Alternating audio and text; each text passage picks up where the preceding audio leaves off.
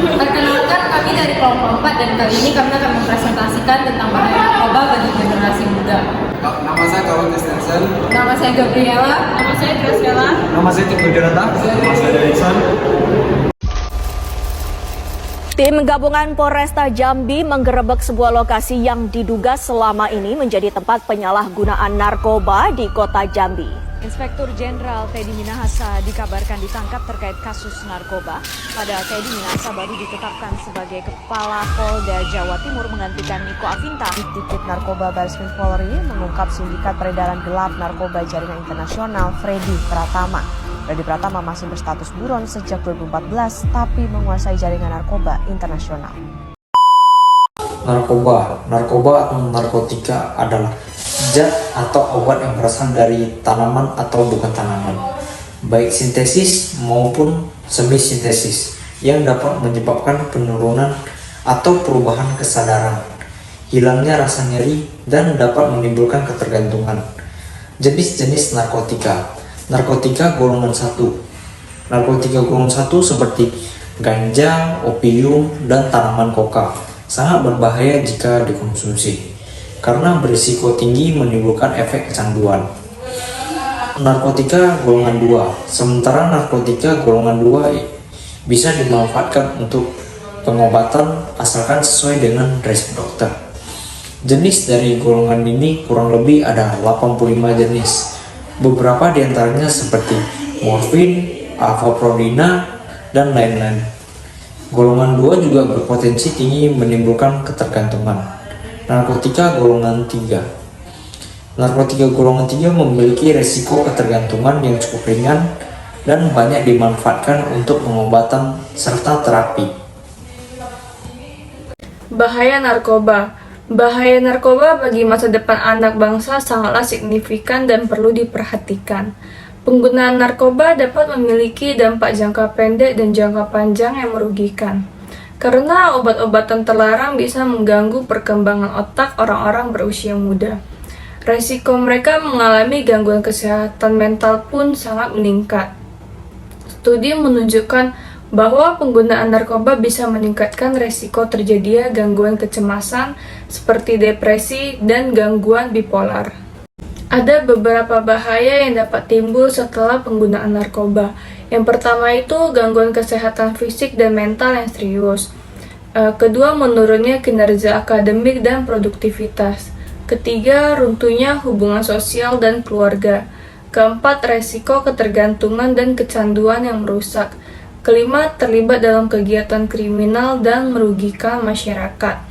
Keenam, terhambatnya kemampuan individu untuk berkembang dan mencapai potensi penuhnya. Selain itu, dampak psikis. Pertama, lamban kerja, ceroboh dalam bekerja, sering tegang dan gelisah. Kedua, hilang kepercayaan diri, apatis, penghayal, dan penuh curiga.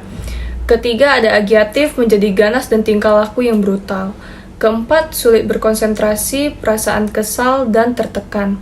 Kelima, cenderung menyakiti diri, perasaan tidak aman, bahkan sampai bunuh diri.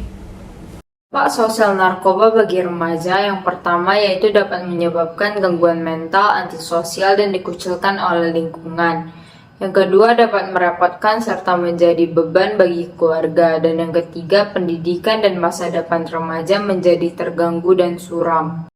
Dampak fisik, psikis, dan sosial sangat berhubungan erat. Ketergantungan fisik akan mengakibatkan rasa sakit yang luar biasa bila terjadi putus obat. Dorongan psikologis berupa keinginan sangat kuat untuk mengkonsumsi.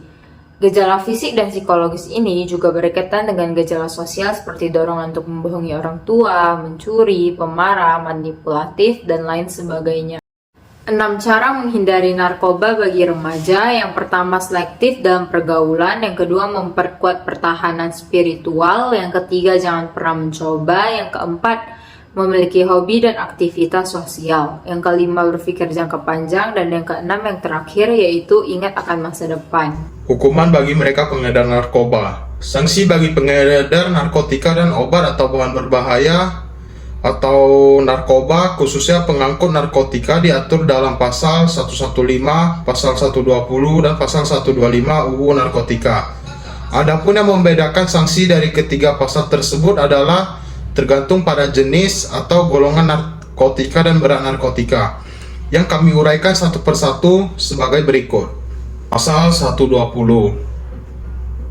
Setiap orang yang tanpa hak atau melawan hukum membawa, mengirim, mengangkut, atau mentransito narkotika golongan 1 dipidana dengan pidana penjara paling singkat 3 tahun dan paling lama 10 tahun, dan pidana dengan paling sedikit 600 juta dan paling banyak 5 miliar.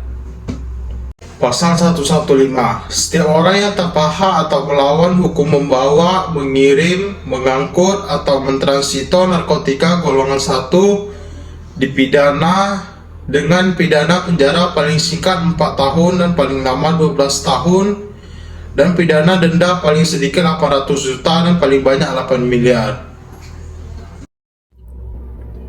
Pasal 125. Setiap orang yang tanpa hak atau melawan hukum membawa, mengirim, mengangkut, atau mentransito narkotika golongan 3 dipidana dengan pidana penjara paling singkat 2 tahun dan paling lama 7 tahun, dan pidana denda paling sedikit 400 juta dan paling banyak 3 miliar. Kesimpulan. Berdasarkan analisis data dan pembahasan, maka dapat diambil kesimpulan mengenai peran guru BK dalam pencegahan penyalahgunaan narkoba dengan menggunakan layanan informasi dan layanan bimbingan kelompok. Dapat disimpulkan dengan layanan informasi, peserta didik dapat mengetahui jenis, dampak, dan bahaya narkoba dengan diberikannya informasi oleh guru BK dan peserta didik. Dapat menghindari narkoba yang dapat merusak kehidupan diri sendiri dan bangsa. Ini daftar pusaka dari materi-materi yang kami ambil.